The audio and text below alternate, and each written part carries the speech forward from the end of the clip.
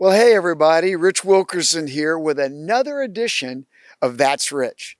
Today's big question is, why didn't you call me?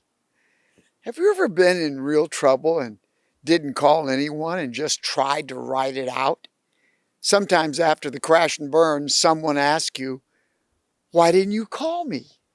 You may or may not believe me, but more people are for you today than are against you. I mean that. Something else I want to say, no one gets off this planet free of trouble, heartbreak, illness, or some kind of devastation. No one. That's why we need each other. While I was in the hospital, my door was continually opening to another helper in my recovery. Doctors, nurses, therapists, and in-house ministers.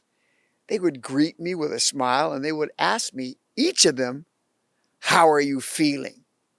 Now, I know it's their job, but I must tell you, they were and continue to be genuinely interested in my recovery. They are for me.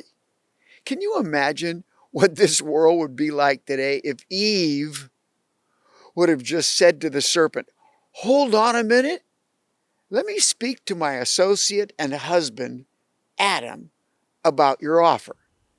Certainly Eve was weak at that time, but she could have talked to Adam for sure.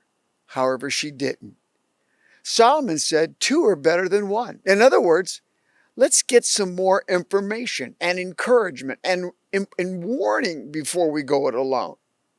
The Bible doesn't record it, but after they were banished from the Garden of Eden, Adam must have said one day to Eve, why didn't you call me? There are a number of people who seek help, but most don't. Most try and fight their battles alone. That has never been God's intent. In the midst of David's toughest and weakest moment on earth, when all of his friends were gone, fighting the enemies of Israel, we see him commit adultery with another man's wife. Do we see him cry for the prophet Nathan at the time of his temptation? No. 2 Samuel 12 tells us that it was months, as far as we know, that David kept the secret from Nathan and the Lord. Of course, both of them probably knew God for sure. A son was born to Bathsheba, the woman David had sinned with. It was then that Nathan the prophet went to David's house and gave David a word from the Lord. But as you read the story, Nathan was so angry that it feels like he was saying to his beloved king, why didn't you call me? Do we see David run to the makeshift synagogue and cry out to God to help him?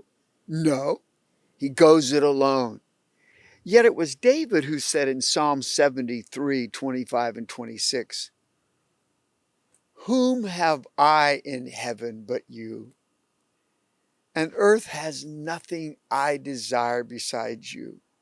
My flesh and my heart may fail, but God is the strength of my heart and my portion forever. Yes, God judged David severely for his blatant sin, but God never, ever left him. And in his darkest hours, after Nathan's visit, I'm sure the king heard God say a time or two, David, why didn't you call me? I know I'm talking to someone today who needs to talk to somebody. Seriously, don't put it off another day. If you say, well, Rich, I don't have a single friend on this planet. That's not true. You've got me. Here's my cell number that I've had for 25 years. It's at the bottom of your viewing device right now. You've got my cell number. It's best to text. I'm still recovering, but I promise I'll get back to you, and it will not be someone else getting back to you. It'll be me.